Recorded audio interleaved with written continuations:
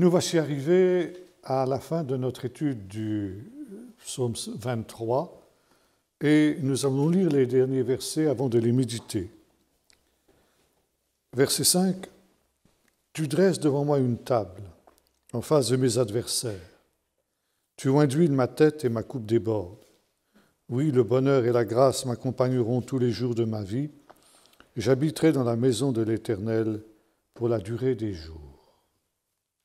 Je voudrais m'arrêter plus particulièrement maintenant sur ce verset qui dit « Tu dresses une table en face de mes adversaires ». Une table en face de mes adversaires. Pour comprendre ce texte, il faut connaître le sens du repas dans la Bible.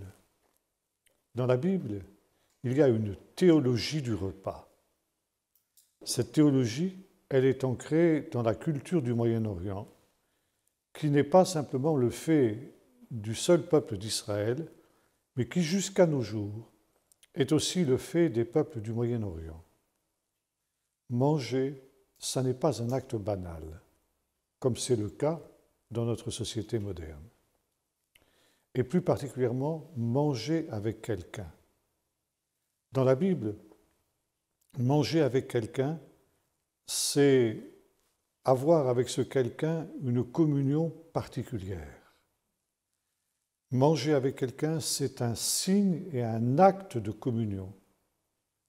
Et par conséquent, pour que l'on puisse manger avec quelqu'un, il faut que rien ne puisse venir faire la moindre ombre, le moindre obstacle à cette communion. Si il y a un obstacle à la communion, alors manger avec cette personne est impossible. C'est ainsi, par exemple, que Paul nous dira que si quelqu'un est un homme ou une femme qui se dit chrétien, mais qui vit dans le désordre, de ne pas même manger avec un tel homme. Parce que manger avec cette personne-là, c'est participer à ses mauvaises œuvres. Et c'est une des raisons pour lesquelles, lorsque, pour une raison ou pour une autre, la communion a été brisée, et qu'il faille faire évidemment tout ce qui est en son possible pour rétablir la communion brisée, une fois que cela a été réalisé, une fois qu'on a rétabli cette communion, alors on scelle la réconciliation par un repas. Un repas qui devient alors un repas de réconciliation. Manger avec quelqu'un, c'est manifester ce plein accord, cette pleine communion qu'il y a avec tous les convives qui sont là. Et par conséquent, si quelque part on dissimule un obstacle à la communion, on se comporte en hypocrite. Vous avez ça aussi dans un des psaumes, qui va être cité d'ailleurs dans l'Évangile. Celui qui mange avec moi a levé le talon contre moi. Et c'est le fait de Judas. C'est un verset prophétique qui s'applique à l'attitude qu'avait Judas vis-à-vis de Jésus, qui dissimulait les mauvais sentiments qu'il avait dans son cœur avec Jésus, tout en mangeant avec lui. Mais Jésus ne s'y est pas trompé. Et avant de commencer le repas, il a démasqué le traître. On sait comment, en lui donnant un morceau de pain qui avait été trempé, etc. Et c'en était trop pour Judas. Judas avait beau être totalement perverti et dissimuler ses sentiments mauvais qui étaient dans son cœur par une hypocrisie qui défiait tout ce qui était imaginable dans la culture du Moyen-Orient de l'époque. Mais quand il a été démasqué, ça a été plus fort que lui. Il a fallu qu'il sorte. Il ne pouvait pas participer au repas parce que son cœur n'était pas en harmonie, parce que son cœur n'était pas en communion avec les autres convives. Et il y a de très nombreux exemples dans la Bible de cette communion qui est réalisée dans les repas. Remarquons que dans notre culture moderne, il y a encore cette idée, plus ou moins latente, même si aujourd'hui, on a perdu ce sens du repas. Et notamment dans notre culture moderne, marquée par the American Way of Life en particulier, on arrive à ce stade où le repas familial n'est plus un grand moment, n'est plus le moment où la communion de la famille se réalise autour du même pain, mais où l'on sait, chacun va au frigo, il récupère quelque chose, il mange sur un coin de table, ou bien le fast-food, on mange ça sur le coin d'un bar, etc. Et puis on ne s'occupe pas des autres, etc. Ça, c'est totalement contraire à la culture biblique et à la culture du Moyen-Orient jusqu'à nos jours. Pas seulement biblique, mais aussi du Moyen-Orient. Les Bédouins en particulier ont gardé cette idée-là. Et je me souviens d'une enquête que nous avions réalisée il y a de très nombreuses années sur les derniers Bédouins du désert. Nous avions pris contact avec un cheikh bédouin qui était d'accord de nous accueillir pour une interview. Et aujourd'hui, nous nous sommes présentés dans ce campement bédouin qui vivait encore sous des tentes comme à l'époque d'Abraham. Et un des enfants du cheikh est venu vers nous. Il nous a dit, écoutez, il y a un petit problème. C'est que depuis que nous avons pris rendez-vous la semaine dernière, nous avons eu un différend avec une tribu voisine. Les anciens de nos deux tribus se sont rassemblés, on a réglé le problème, tout est aplani, maintenant toutes les difficultés entre nous sont aplanies, il n'y a plus de problème du tout. Mais pour sceller la réconciliation entre nos deux tribus, les anciens de nos deux tribus aujourd'hui mangent ensemble. C'est très important pour nous, c'est un repas de réconciliation et c'est tellement important, si ça ne vous dérange pas, est-ce que vous voudriez revenir demain plutôt qu'aujourd'hui? Alors bien entendu, nous avons accepté. Mais c'est pour vous montrer à quel point justement cette idée d'une communion autour du repas est quelque chose qui a marqué non seulement la culture biblique, mais également la culture du Moyen-Orient.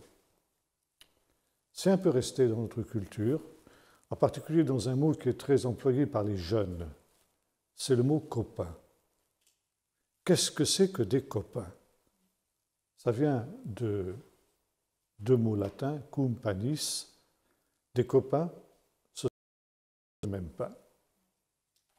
Et parce qu'ils mangent le même pain, eh bien, ils sont en bonne harmonie, ils sont dans un état d'amitié, de camaraderie, qui se traduit par ce qu'on appelle le copinage. Ils sont copains parce qu'ils mangent le même pain. Alors je voudrais prendre maintenant quelques exemples tirés de la Bible.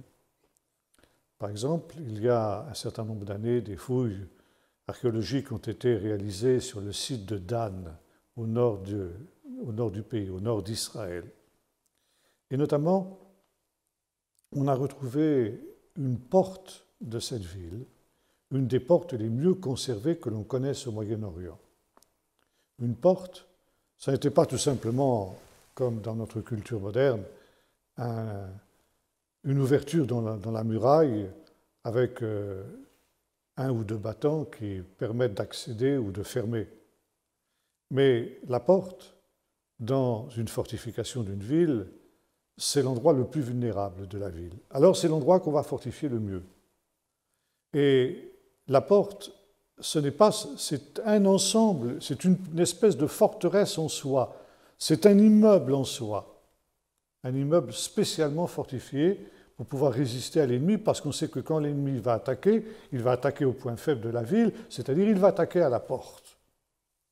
Et en temps de paix, cette fortification, elle sert à toutes sortes de choses. Elle sert par exemple de palais de justice. C'est là que siègent les anciens, qui vont rendre des arrêts dans des procès. Ça correspond à ce qu'on appellerait la municipalité, la mairie, l'hôtel de ville. Là aussi, les responsables de la ville s'y tiennent.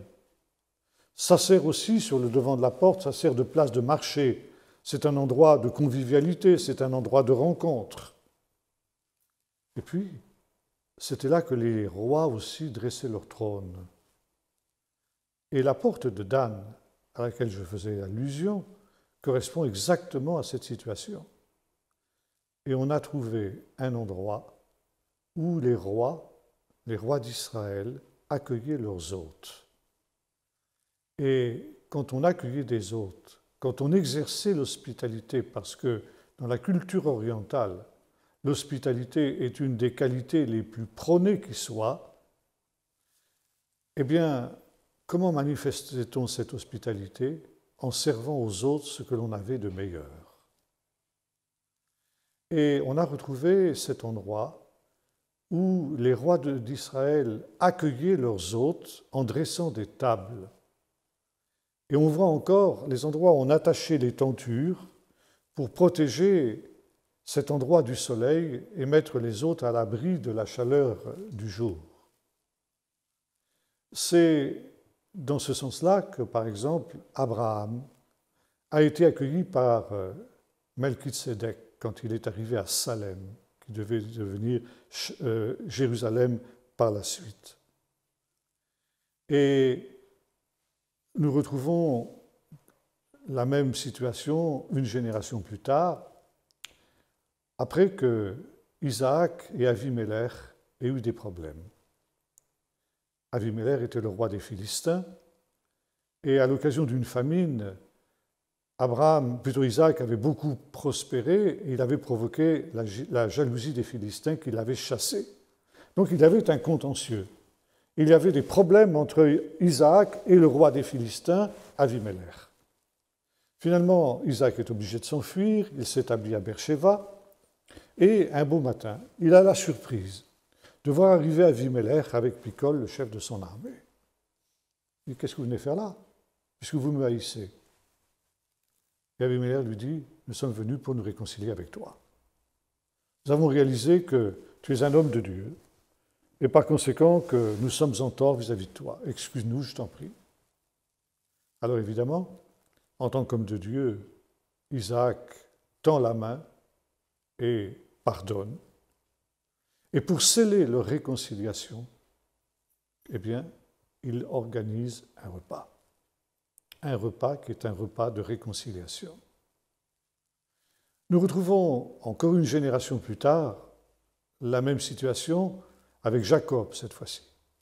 Jacob, qui s'est enfui de chez son beau-père Laban, dans des conditions plus ou moins discutables, et là aussi, il s'est enfui de chez Laban parce que, entre lui et son beau-père, il y a un contentieux. Et quand Laban voit qu'il a été roulé par Jacob, il le poursuit pour lui faire un mauvais sort. Et la nuit qui va précéder la rencontre entre le beau-père et le gendre, Dieu apparaît en songe à Laban et lui dit « Garde-toi de toucher à un seul cheveu de la tête de Jacob. Cet homme est un homme de Dieu et il est sous ma protection. » Et Laban va rejoindre Jacob avec d'autres sentiments dans le but de régler les problèmes, parce qu'il ne faut pas que les problèmes restent en suspens. S'il y a des problèmes réels, il faut les régler d'abord. Et on assiste à une explication, à une rencontre assez orageuse entre le beau-père et le gendre, mais qui se termine aussi par un accord.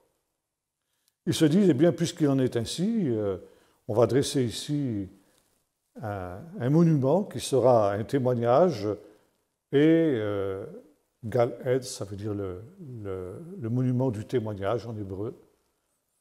Et moi, Laban, je ne franchirai pas cette limite pour aller vers toi, et toi, Jacob, tu ne reviendras pas en arrière. On décide de se séparer, mais on se sépare à l'amiable. Et quand ils ont scellé cet accord, quand ils ont réalisé cet accord, et que maintenant tout est clair entre eux, qu'il y a eu véritablement réconciliation, ils font un repas pour tous leurs serviteurs, précisément sur ce monceau qu'ils ont érigé. C'est aussi un repas de réconciliation. Quand nous arrivons maintenant ici à cette histoire de Psaume 23, nous retrouvons la même idée. Tu dresses devant moi une table en face de mes adversaires. C'est David qui écrit ces choses. David, on le sait, a eu de très nombreux ennemis dans sa vie. Il a dû mener bien des luttes, bien des combats, bien des guerres, et par conséquent, il a été confronté à de très nombreux adversaires. Et les rabbins qui ont commenté ce texte posent la question suivante. Quel est l'homme qui est le plus grand aux yeux de Dieu? C'est celui qui sait transformer ses ennemis en amis. Ça, c'est souvent au-delà de la portée des êtres humains. Mais ce que les hommes ne peuvent pas faire, Dieu peut le faire. Et David, qui savait que le meilleur moyen de vaincre ses ennemis, si j'ose dire, c'était qu'il se réconciliait avec lui, se tenait devant Dieu et disait « Seigneur, transforme mes ennemis en amis. » Et Dieu exauçait sa prière. Et quand David était réconcilié avec ses ennemis, eh bien, il mangeait avec eux pour sceller cette réconciliation. Tu dresses devant moi une table en face de mes ennemis, ça veut dire tu me réconcilies avec mes ennemis. Et ça, c'est une des grâces les plus extraordinaires que Dieu puisse faire à un être humain. Si nous arrivons dans le Nouveau Testament, nous trouvons à peu près la même chose. Une des plus belles paraboles de Jésus, c'est la parabole dite du Fils prodigue. Et là, nous assistons aussi à un drame entre un père et son fils. Ce fils qui réclame sa part d'héritage, qui, d'une certaine manière, blesse profondément son père. Et puis, il part vivre sa vie, comme on dirait aujourd'hui. Et évidemment, c'est une déchirure, c'est une blessure ouverte dans l'âme du père. Pendant des années, nous ne savons pas combien de temps a duré l'absence du fils, mais ça a duré un certain temps, c'est évident. Et puis, vous savez dans quelles circonstances le fils se trouve dans une situation où il est dans le besoin et il va se repentir. Étant rentré en lui-même, il a dit, je retournerai vers mon père, je lui dirai, mon père, j'ai péché contre le ciel et contre toi, je ne suis plus digne d'être appelé ton fils, traite-moi comme un de tes employés. Et lorsque le père voit arriver son fils, vous vous en souvenez, il ne lui laisse même pas le temps de débiter le petit discours qu'il a préparé. Immédiatement, il le serre dans ses bras et il le revêt de vêtements neufs, il lui met un anneau aux doigts, des souliers aux pieds. Et qu'est-ce qu'il fait? Il amène le veau gras et il va organiser un repas. Il va organiser un repas pour tout le village. Avec un veau, on peut nourrir tout un village. Le village n'était pas tellement grand à cette époque-là. Avec un chevreau, une famille seulement. Mais avec un veau, tout un village. Et c'est tout le village qui est invité à ce repas de réconciliation, de cette fête que le père fait en l'honneur de son fils. Pourquoi? Parce qu'il y a eu réconciliation avec son fils. Et il va sceller cette réconciliation avec son fils par un repas de réconciliation. Et à ce repas, il invite tout le village. Pourquoi? Parce que tout le village, bien entendu, était au courant de ce contentieux qu'il y avait entre le père et le fils. Et pour couper court à tous les ragots, le père dit à tous les habitants du village, vous savez tout ce qui s'est passé avec mon fils, ça ce n'est pas un secret, ce n'est pas un mystère pour personne, mais je veux que vous sachiez maintenant que cette affaire, elle est définitivement réglée. On n'en parle plus. Et c'est tellement vrai que nous mangeons ensemble. Vous pouvez voir, vous pouvez assister au fait que moi et mon fils, nous mangeons ensemble, ça veut dire nous sommes réconciliés. Mais ça ne s'arrête pas là. Pendant qu'ils sont en train de manger, le fils aîné revient des champs. Il entend le bruit, la musique, etc. Il demande ce qui se passe, et on lui explique que son frère cadet est revenu et puis que le père lui a pardonné. Et en l'honneur de ce pardon, eh bien, il a tué le veau gras. Et le fils aîné se met en colère. Et il ne veut pas participer à ce repas. Pourquoi ne veut-il pas participer à ce repas? Parce qu'il ne veut pas pardonner, lui, au contraire. Le fait de refuser de manger, ça veut dire qu'il refuse de pardonner. Et le père sort pour l'inviter à rentrer. Ça veut dire, mais reste pas dans ces mauvais sentiments, pardonne. Jésus ne nous dit pas ce qu'a été la réponse du frère aîné à cette invitation du Père. Est-ce qu'il a persisté dans son refus, ou bien est-ce qu'il a accepté de tendre aussi une main de pardon à son frère? La parabole ne nous le dit pas, peu importe.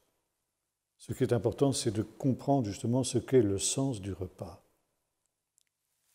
Nous retrouvons ça aussi dans l'Évangile.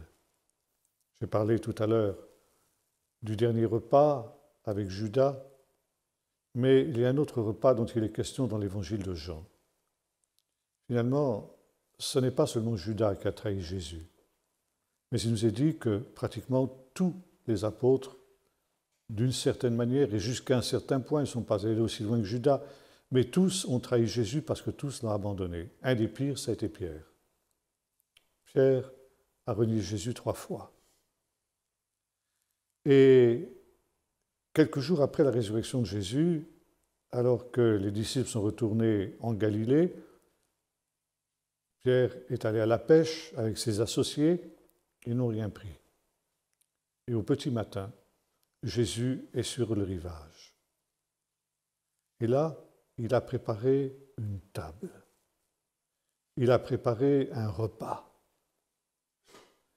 On montre encore aujourd'hui, dans les environs du lac de Galilée, un rocher que l'on appelle Mensa Christi. Ce serait, paraît-il, le rocher sur lequel Jésus avait préparé ce repas. Pourquoi un repas? Parce qu'il y a un petit règlement de compte entre Jésus et Pierre. Jésus s'approche de Pierre et lui dit « Pierre, est-ce que tu m'aimes plus que tous ceux qui sont ici ?» C'était ce dont Pierre se vantait avant la crucifixion. Quand tous les autres t'abandonneraient, moi je ne t'abandonnerai pas parce que moi je t'aime plus que tous les autres. Alors Jésus lui demande, tu es toujours d'accord avec ça, Pierre, tu m'aimes plus que tous les autres? Bon, Pierre comprend l'allusion et il n'ose pas être aussi prétentieux que ce qu'il était auparavant. Tu sais toutes choses, Seigneur, tu sais que je t'aime. Plus que tous les autres, ça, c'est une autre question. Mais en tout cas, oui, tu sais que je t'aime. Très bien, Pierre, fais mes brebis. Pierre, est-ce que tu m'aimes? Seigneur, je viens de te le dire. Bien sûr que je t'aime. C'est bien, Pierre, fais mes agneaux. Pierre, est-ce que tu m'aimes? Là, Pierre comprend. 3 questions qui correspondent aux 3 reniements. Et il nous est dit que Pierre est attristé. Et Jésus le réconforte. Il dit, bon, ok Pierre, c'est fini maintenant. Maintenant, c'est pardonné, tout est réglé. Viens, on va manger ensemble. Et Jésus a préparé ce repas parce qu'il savait ce qu'il allait faire. Parce qu'il voulait se réconcilier en particulier avec Pierre et accessoirement avec tous les autres disciples qui eux aussi l'avaient abandonné. C'est un repas de réconciliation. Vous avez la même chose aussi dans l'Épître aux Galates, dans le fameux incident d'Antioche, où Pierre était à table, en tant lui le juif, avec des païens. Et vous savez, ce problème de la communion de table, c'était quelque chose de très important pour l'Église ancienne, quand les païens sont entrés en masse dans l'Église après la conversion de Corneille. Il était interdit, et Pierre le savait fort bien, par les lois les plus strictes du judaïsme. Il était interdit à un juif non seulement de manger avec un païen, mais même d'entrer sous le toit d'un païen. Et Pierre, pour pouvoir entrer dans la maison de Corneille, doit avoir une révélation spéciale que lui donne le Seigneur. Cette fameuse vision des animaux impurs qu'il est invité par Dieu à manger. Et quand il entre dans la maison de Corneille, il dit « Vous savez qu'il est interdit à un juif de venir manger avec un païen. Mais Dieu m'a appris à ne considérer aucun être humain comme impur ou souillé. » Et voyez-vous, quand Pierre va manger dans la maison de Corneille avec ses païens, ça veut dire qu'il les accueille comme des frères. il les accueille comme des copains. Ça veut dire, comme dira Paul dans l'Épître aux Éphésiens, que le mur de séparation, le mur d'inimitié qui séparait les Juifs des païens jusqu'à la venue de Jésus a été détruit par la mort et par la résurrection de Jésus, a été anéanti par la croix. Et maintenant, ceux qui étaient éloignés les uns des autres, les Juifs et les païens, ont été rapprochés en Jésus. Et de ces deux qui étaient ennemis, Dieu n'en a fait qu'un. Et maintenant, ils peuvent prendre ensemble le même repas, ils peuvent prendre ensemble la même communion. Mais quand il est à Antioche, Pierre va enfreindre cette règle que le Seigneur lui a fixée. Et quand viennent de Jérusalem des gens de l'entourage de Jacques, des ultra-judaïsants, qui le voient manger avec des païens, Pierre n'ose pas être vu dans cette compagnie malsaine, entre guillemets. Et il se sépare. Il va manger à part. Et Paul, qui est présent, réagit au quart de tour, si j'ose dire. C'était son tempérament, d'ailleurs. Il dit, attention, Pierre, tu es en train de faire quelque chose de gravissime. Parce que tu refuses de manger avec ces païens, qui sont pourtant tes frères. Et en agissant ainsi, tu leur donnes une gifle. Refuser de manger avec quelqu'un, ça veut dire que je ne te reconnais pas comme mon copain, je ne te reconnais pas comme mon frère. Tu es pour moi quelqu'un avec lequel j'ai un contentieux. Je refuse de manger avec toi.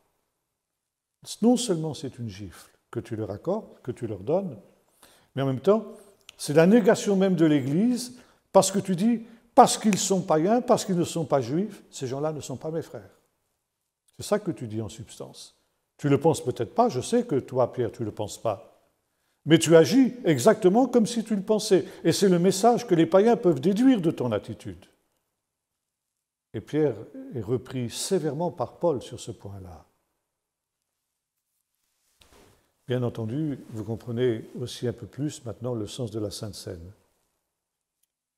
La Sainte Seine, c'est un repas de communion.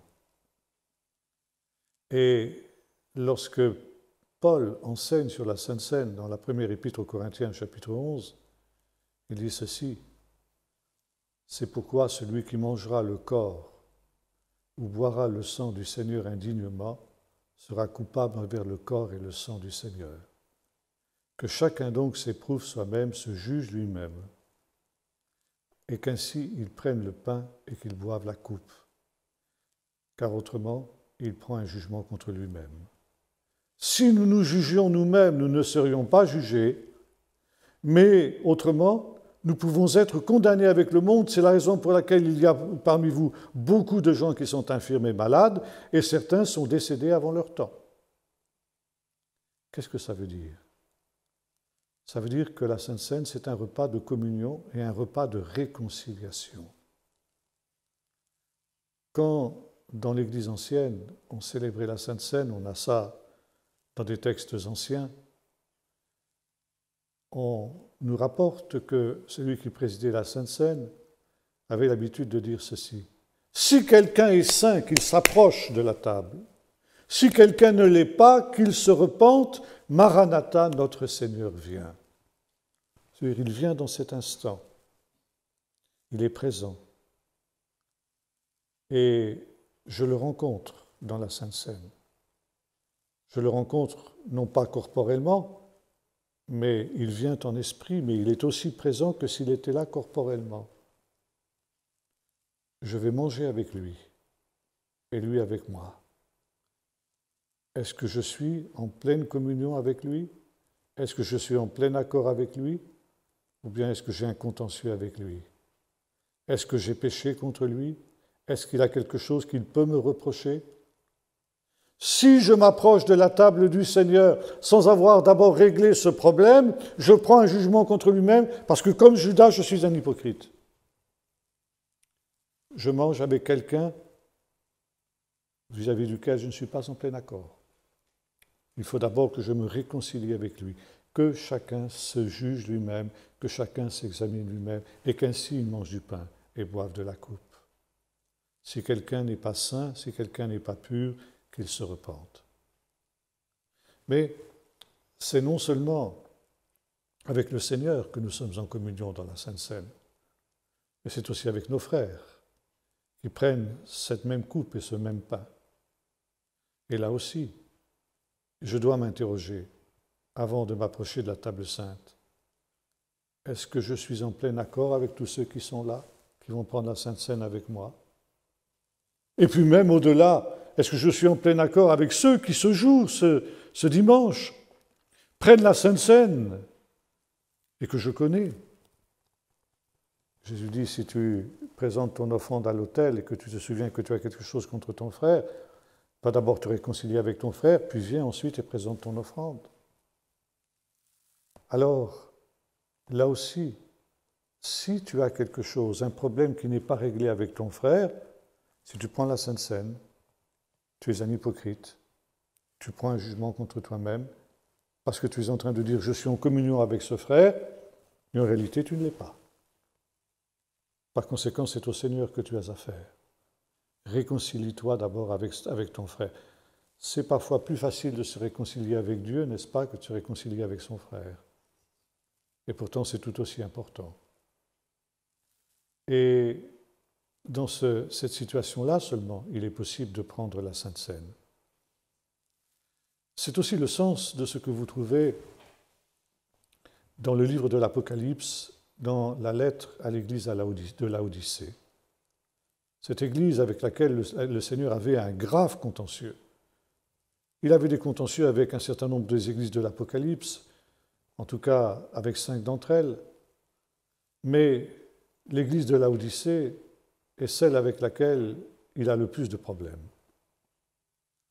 Et non seulement il a des problèmes avec elle, mais il est dans une situation où il est même exclu de son sein.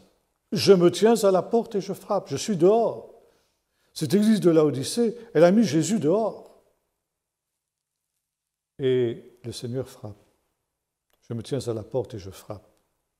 Si quelqu'un entend ma voix, ouvre la porte, ça veut dire s'il accepte de se réconcilier avec moi, qu'est-ce que je ferai? Je mangerai avec lui et lui avec moi. C'est une offre de pardon, c'est une offre de réconciliation. Et cette réconciliation, elle doit être scellée justement par un repas. Et puis, nous arrivons à la fin du livre de l'Apocalypse et nous retrouvons la même idée. Heureux et saints ceux qui sont invités au festin des noces de l'agneau. Il est très intéressant de remarquer que l'éternité, l'état éternel, est symbolisé par un repas, et plus particulièrement par un repas de noces. Pourquoi? Ce n'est pas simplement dans le Nouveau Testament que l'état éternel est représenté par un festin de noces, mais dans le judaïsme aussi, il y a cette même idée. Alors, on explique pourquoi, les rabbins expliquent pourquoi l'éternité est symbolisée par un repas de noces. Repas de noces d'abord. Pourquoi de noces? Eh bien, nous disent les sages d'Israël, parce que le jour du mariage est pour un homme et une femme le plus beau jour de leur vie, l'occasion de leur plus grande joie, la plus grande joie de leur vie. Or, l'état éternel sera caractérisé, sera symbolisé par la joie. Ce sera la marque de l'état éternel. Une joie éternelle couronnera leur tête, nous dit le prophète Ésaïe. Et c'est la raison pour laquelle la Bible, pour symboliser cette joie, parle d'un mariage, d'un repas de noces. Deuxièmement, d'un repas. Pourquoi un repas? Eh bien, parce que entre Dieu et l'humanité, depuis l'affaire du Jardin d'Éden, il y a eu un lourd contentieux.